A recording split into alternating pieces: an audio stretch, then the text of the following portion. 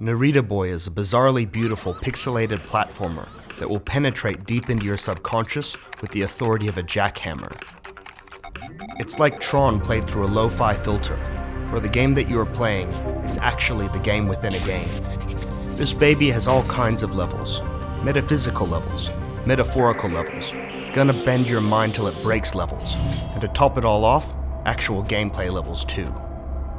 Right now we are only allowed to show the first few hours of gameplay, so while my opinions aren't set in stone, I wanted to share what we are able to of a game that has already made quite an impression.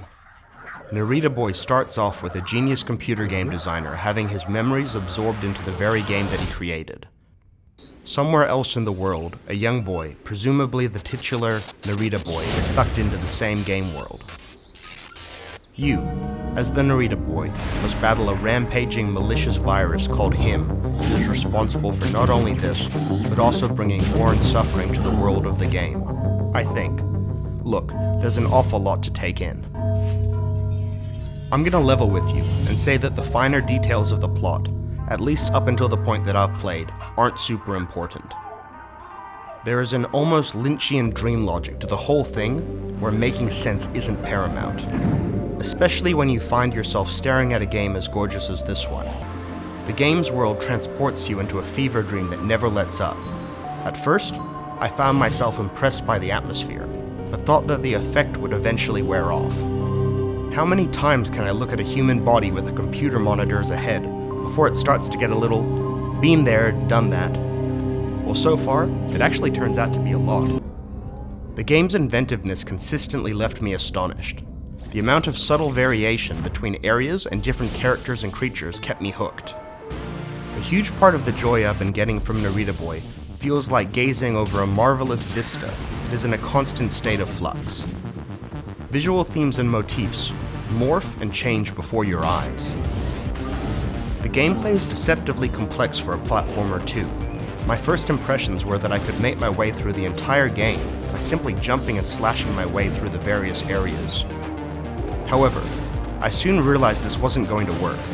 Narita Boy is intent on providing the player with an ever-expanding arsenal of attacks and abilities. You wield a powerful artifact called the Techno Sword, which you can use to slash enemies with a surprisingly varied number of different moves.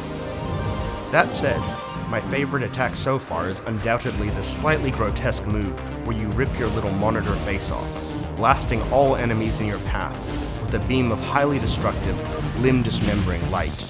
Very nasty, but also very rewarding.